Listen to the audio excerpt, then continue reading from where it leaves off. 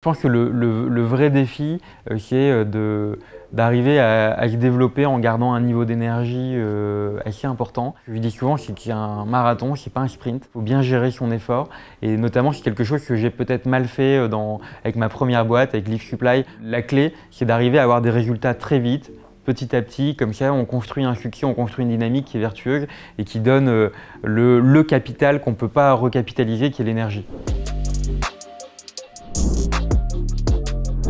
Bonjour à toutes et à tous et bienvenue dans ce nouveau numéro de SoBiz, une émission proposée en partenariat avec Audencia.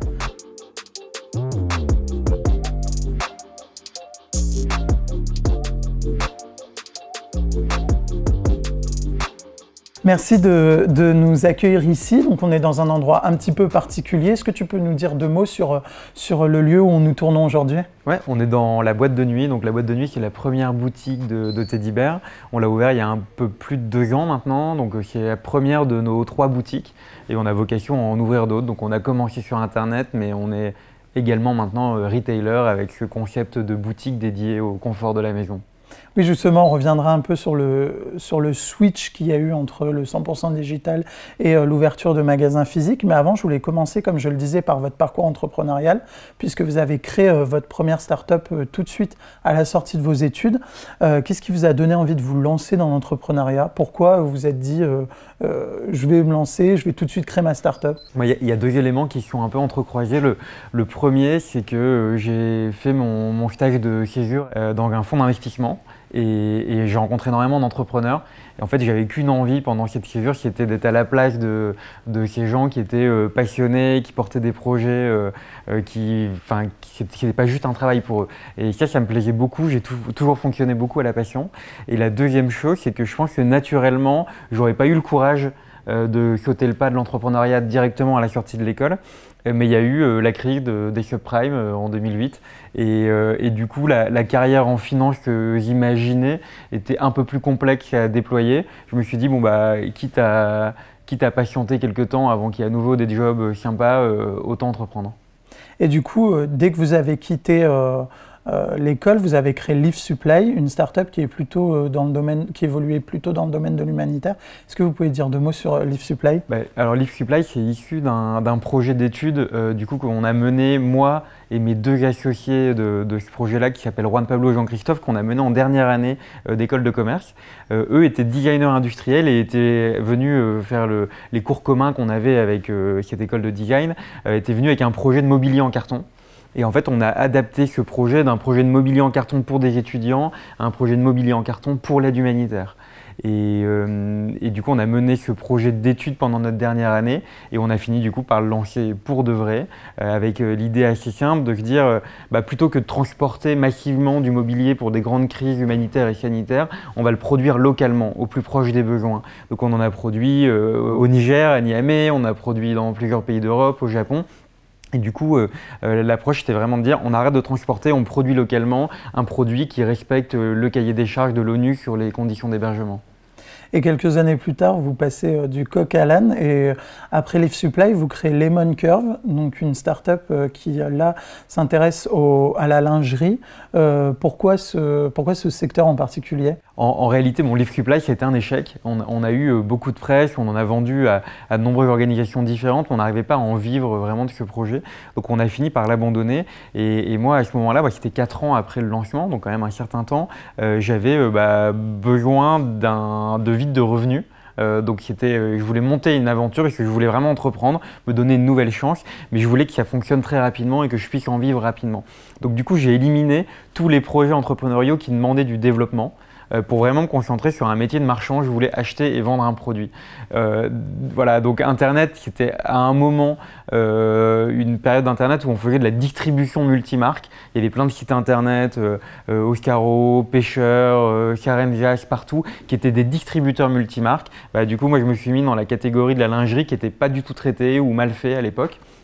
Donc j'ai eu une associée, on a monté ce projet-là et très vite ça a fonctionné assez correctement. Donc on a levé des fonds, on a pu se payer et seulement au bout d'un moment le projet était quand même d'envergure assez limitée. C'était de la distribution, du coup avec en concurrent très vite les marques qui se sont mis à faire eux-mêmes ce métier de distribution web, puis des gros acteurs de marketplace que tout le monde connaît qui étaient plus performants logistiquement ou qui menaient une guerre des prix. Donc on a fini par vendre cette aventure à un groupe qui rachetait des sites internet multimarques. Et du coup, après cette aventure, c'est l'aventure Teddy Bear qui a commencé. Est-ce que vous pouvez décrire Teddy Bear en quelques phrases? Ouais, alors déjà pourquoi Teddy Bear? Parce qu'en réalité, moi j'avais adoré développer un produit innovant qu'on avait breveté, le lit de camp en carton. J'avais adoré aussi travailler avec mes 2 associés designers que j'ai repris pour Teddy Bear. Et mon expertise, ma connaissance, c'était le web et la distribution sur Internet. Donc je cherchais un projet qui me permette de développer un produit et de le vendre sur Internet et idéalement de m'associer avec Juan Pablo et Jean-Christophe. Et du coup, avec ces lunettes-là, je regardais notamment le marché américain et j'ai vu que le marché américain du matelas était en train de bouger avec des marques qui se créaient uniquement sur Internet, qui vendaient un seul et unique modèle de matelas. Ça m'a inspiré immédiatement. En plus, je connaissais un peu les problématiques liées au confort pour avoir développé un lit de camp auparavant. Donc du coup, Teddy Bear, c'est quoi aujourd'hui? Teddy Bear, c'est une marque incontournable de la literie, mais aussi de la maison, principalement sur Internet, avec une offre qui est extrêmement simple. Pour chaque produit, on a un seul modèle, donc on a un seul modèle de matelas, de grande qualité, vendu à un bon prix, avec une marque qui déringardise ce secteur de la literie qui est pas très inspirationnel aujourd'hui.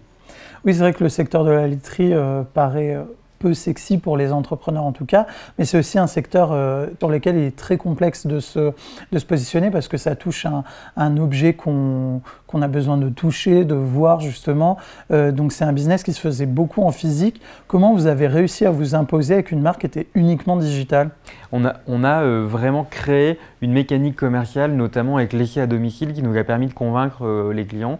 Donc aujourd'hui, quand vous commandez un matelas Teddy Bear, vous avez 100 nuits pour l'essayer chez vous. Alors ça, il y a beaucoup de marques qui le proposent, mais nous, c'est un vrai essai. C'est-à-dire que ce n'est pas contraignant de se faire livrer. On livre sur des créneaux extrêmement courts, en 1h30 à Paris, en 2h30 partout ailleurs.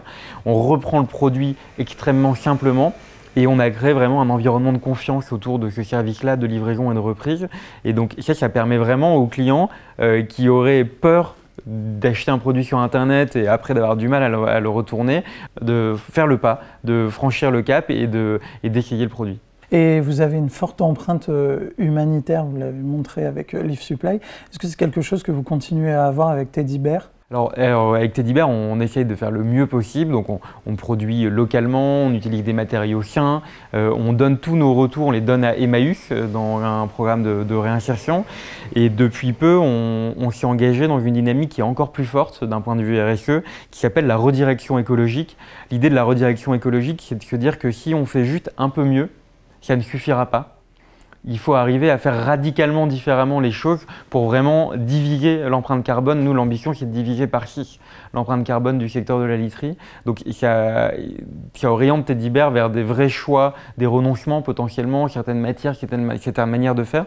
Mais c'est une direction qu'on a entamée depuis quelques mois maintenant. Et on a de gros projets qui arrivent sur cette partie-là écologique et sociale, évidemment, de Teddy Bear. On peut connaître un de ces gros projets qui arrivent? Alors, on va sortir un nouveau matelas avec une nouvelle matière qui divise par 6 l'empreinte carbone du produit matelas.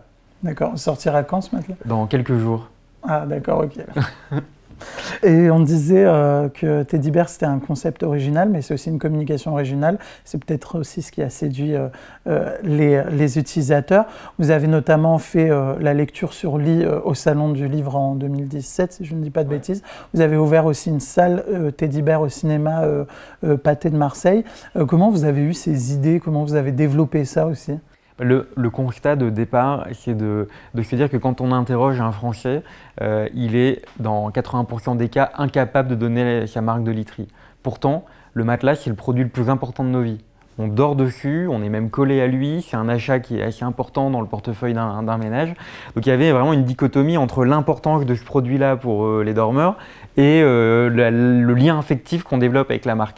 Donc quand on a lancé Teddy Bear, on s'est dit, avant même de trouver le nom, on s'est dit on veut recréer le lien affectif que mérite ce produit avec le dormeur. Et donc du coup on a matérialisé ce lien avec notre tête d'ours qui incarne avec bonhomie un produit qu'on aimerait bien. Et on l'a aussi décliné dans tout l'univers de la marque. Donc on est bienveillant, c'est notre valeur numéro 1. On essaie d'être toujours décalé, de mettre énormément de soin aux détails. Parce que l'amour, nous ce qu'on dit chez Teddy Bear, c'est que l'amour ne s'achète pas, il se mérite. Et ça se voit notamment dans les détails. Donc on a essayé de capturer tout ça dans notre plateforme de marque. Et du coup, ça nous amène sur des territoires un peu éloignés des litiers traditionnels. On est convaincu qu'on ne dort pas pour dormir, on dort pour être en forme le lendemain. Et donc du coup, on parle très peu du sommeil, on a plus envie de parler de lecture, on a plus envie de parler de cinéma quand on parle de literie. Et donc ces deux projets, c'est des projets qu'on a menés en partenariat avec le Salon du Livre et deux avec les cinémas Pathé Gaumont qui nous ont fait confiance pour ouvrir une salle Teddy Bear là-bas. Mais justement, comment ça s'est passé? Je pense surtout à Salle Pathé. Vous êtes allé voir le Pathé en leur disant je veux faire une salle avec vous où les gens regarderont les films allongés sur nos matelas.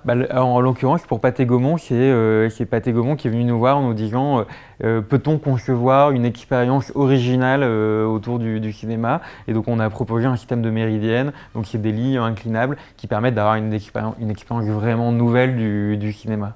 Et c'est une salle qui n'est pas éphémère à l'heure. Non, elle est permanente. Il y a aussi une autre étape de votre développement, c'était l'international. Où en êtes-vous aujourd'hui dans l'international? Alors aujourd'hui, on a mis en stand-by le développement international. Donc on vend évidemment dans tous les pays d'Europe quand on a des clients qui nous demandent. Mais on n'investit plus en marketing, on n'a plus vraiment d'activité en Italie, en Espagne, qui étaient les deux pays qu'on avait choisis. Pourquoi? Parce qu'on a décidé de se concentrer sur la France. On a un territoire qui est considérable. On a à peu près un tiers des Français qui nous connaissent et on a l'ambition d'arriver à 100%. Donc pour l'instant, on se concentre vraiment sur la France avec du coup une triple stratégie qui est développer la notoriété de la marque, donc faire connaître Teddy Bear.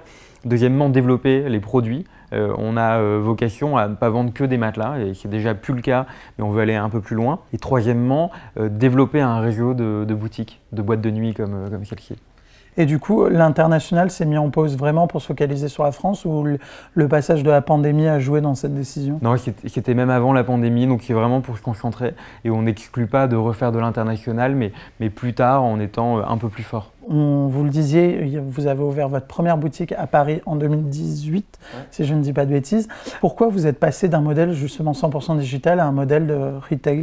Alors en réalité, on a ouvert notre première boutique effectivement en novembre 2018, mais en réalité on avait un showroom dans nos bureaux depuis le tout début. Et on a toujours eu beaucoup de personnes qui venaient et du coup la décision a plus été prise dans le sens que on a 50 personnes qui viennent tous les week-ends dans nos bureaux et qu'on n'a pas vocation à les accueillir dans un lieu un peu plus adapté. En réalité, ce que ça matérialise, et c'est une de nos convictions, c'est qu'il n'y a pas des marques d'internet et des marques du monde physique. En fait, une marque, c'est holistique. Donc, peu importe comment vous l'avez connue, vous avez envie d'avoir un contact qui va être varié, qui va être différent selon vos expériences. Donc, nous, on est parfaitement dedans. L'idée, c'est que vous ayez ici exactement la même expérience que celle que vous pouvez avoir sur Internet. Donc, si vous voulez vous faire livrer pour pas repartir avec votre couette ou votre matelas, évidemment, il n'y a aucun problème, c'est gratuit, c'est inclus dans le service. Et pareil, sur Internet, on essaye vraiment de donner cette expérience, notamment de l'essai, qui soit aussi convaincante que celle que vous pourriez avoir dans la boutique. Mais justement, il y a des coûts différents à prendre en compte. On ne peut pas passer d'un claquement de doigts d'une boutique 100% en ligne à une boutique physique parce qu'il faut prendre en compte ne serait-ce que les coûts d'infrastructure, on le voit ici aussi. Comment vous avez pensé ça? Oui, tout à fait. Très bon point. En réalité, c'est vrai que le modèle financier, il est assez différent dans les deux. Il y a plusieurs choses. C'est que déjà, il se complète bien. Un business de boutique, c'est surtout des coûts fixes. Donc, on va payer l'équipe, le bail, peu importe l'activité qu'on a. Alors que sur Internet, c'est plutôt du coût variable. Mais ce qu'il faut aussi comprendre, c'est que sur Internet, le trafic ne vient pas naturellement. Il faut forcément, d'une manière ou d'une autre, le payer, que ce soit en pub télé, en pub métro, en publicité Instagram ou Facebook. Les structures de coûts sont différentes, mais les coûts sont à peu près identiques. Et surtout, encore une fois, les deux modèles se complètent vraiment magnifiquement bien pour créer une marque forte, ce qui est l'objectif de Teddy Bear. Vous savez aujourd'hui combien de pourcentage d'achats se font en ligne et combien en boutique? On a à peu près 5% qui se fait en boutique et tout le reste sur Internet. Donc on reste quand même massivement un acteur de l'Internet. Et oui, parce que justement, on ne l'a pas dit, mais vous avez ouvert à Paris en 2018, Ouais. mais vous avez ouvert depuis d'autres boutiques. Ouais, on a ouvert il y a 6 mois, donc en 2020, on a ouvert à Toulouse et on a ouvert il y a quelques mois, en février 2021, on a ouvert à Lille, ma ville d'origine, et on a vocation à ouvrir d'autres boutiques cette année, l'année prochaine. Et on en parlait, Teddy Bear du coup était une DNVB, maintenant vous avez un modèle un peu hybride. Avant de parler de votre engagement dans cet univers-là, est-ce que vous pourriez dire ce que c'est que les DNVB pour ceux qui nous regardent et qui ne savent pas forcément ce que c'est? Alors DNVB, c'est l'acronyme de Digital Native Vertical Brands. Donc en fait, c'est les marques qui sont nées sur Internet et qui sont intégrées verticalement. Donc il y a beaucoup de choses qui sont capturées dans tout ça. En réalité, c'est ces marques contemporaines qui viennent changer un peu la donne dans les secteurs dans lesquels elles opèrent. Donc Jimmy Fairly pour les lunettes, le slip français pour les vêtements, Tipto par exemple pour le mobilier et les pieds de table en particulier. Et en fait, du coup, c'est ces nouvelles marques qui sont nées depuis quelques temps et qu'au début on regardait un peu bizarrement en disant tiens une start-up dans les matelas, c'est étonnant. Aujourd'hui c'est un peu plus banal de voir ces marques apparaître, mais du coup ce qu'on a voulu faire avec France DNVB, c'est se regrouper entre nous, les noms que je vous ai cités mais aussi d'autres, pour faire deux choses. Pour mutualiser des bonnes pratiques. Parce qu'on se rendait compte qu'on avait les mêmes problématiques et qu'on était à ce moment-là seuls à les avoir, donc on avait intérêt à se parler. Donc on le faisait déjà de manière informelle. Et la deuxième chose, c'est participer à l'émergence de notre modèle, donc le soutenir en expliquant ce qu'on fait, pourquoi on est différent. Notamment, nous, on a un enjeu qui est de faire comprendre aux gens pourquoi notre rapport qualité-prix, il est juste imbattable. Pourquoi ils ne trouveront pas mieux chez une marque de matelas? Et pourquoi? Parce qu'on n'a pas d'intermédiaire, on comprime et on roule, et au lieu d'avoir du choix, on a un seul produit. Donc ce que vous mettez pour avoir un ruban bleu autour de votre matelas, nous on le met dans la qualité de votre produit.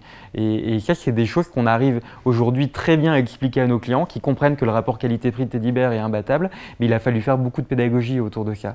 Et donc du coup, se regrouper avec Franck DNVB, c'était le moyen vraiment de mutualiser des bonnes pratiques et d'arriver à mieux expliquer notre modèle.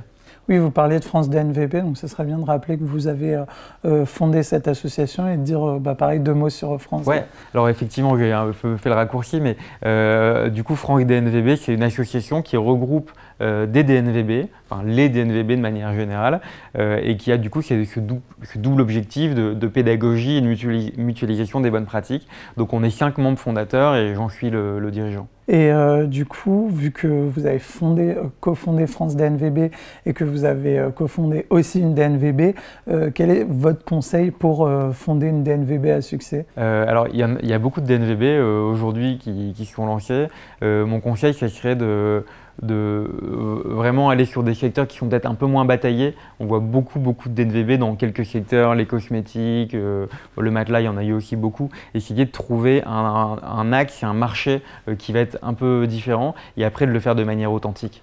En fait, il y a énormément de projets qui sont portés de manière un peu trop artificielle, beaucoup de copycats américains, etc. Ça n'empêche pas au démarrage de s'inspirer d'un autre modèle, hein, c'est ce qu'on a fait aussi avec Teddy Bear, mais vraiment construire un modèle qui soit authentique, qui soit franco-français, ça me paraît incontournable aujourd'hui. Et c'est vrai que vous parliez de DNVB dans le monde du matelas. Depuis que vous avez créé Teddy Bear, il y a beaucoup de boîtes qui se sont lancées sur le même créneau. Comment vous voyez ces boîtes? Alors on a eu une vraie bulle en 2018-2019, peut-être à un moment où tout le monde se rappelle avoir vu plusieurs pubs de matelas sur les quais du métro. Nous, ce qu'on a décidé de faire à ce moment-là, c'est de faire un peu le dos rond, de laisser la bulle exploser tranquillement. Donc on s'est concentré sur les fondamentaux de Teddy Bear, sur nos clients, sur nos produits, sur la qualité de nos produits. Et en fait, sur le long terme, ça a donné raison. Aujourd'hui, il reste très peu d'acteurs.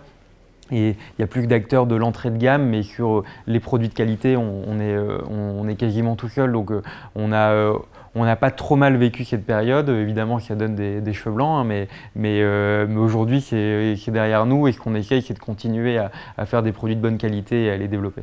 Et justement, on a vécu du coup plusieurs confinements, dont un qui était très strict, on passait tout notre temps chez nous.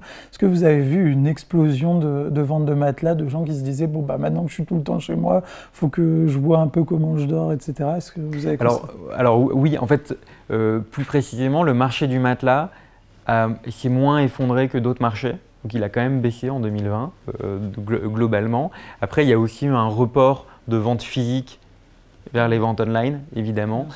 Donc globalement, oui, nous, on a très bien marché pendant le Covid. Après, on a très bien marché parce que le marché était correct, comme je viens de le dire, mais aussi parce qu'on a un modèle d'approvisionnement qui est extrêmement lean.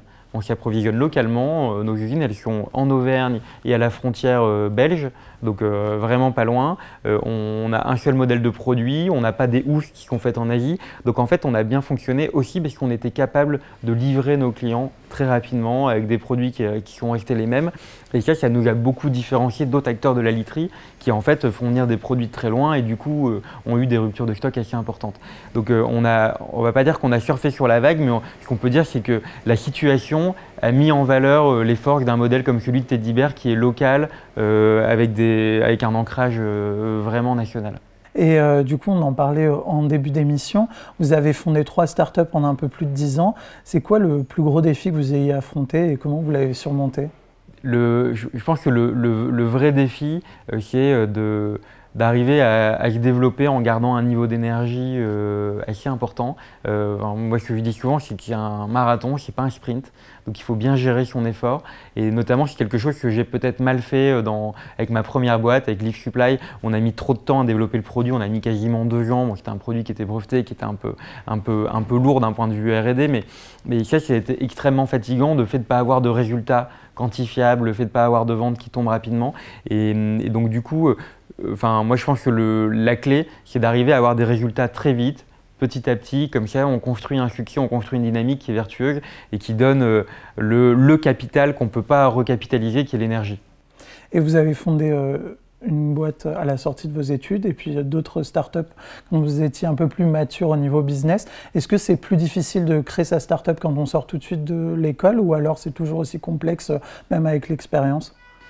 Je pense que c'est toujours aussi complexe, qu'on a souvent la bonne excuse de « ah bah je vais attendre, comme ça je vais mieux connaître telle chose ou telle chose ». En fait, on apprend très vite sur le tas, très vite.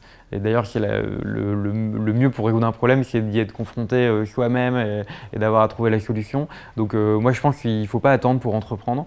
Il faut à la limite entreprendre dans des secteurs qui sont des secteurs qui nécessitent moins d'expertise, mais qui n'y a pas une grosse différence.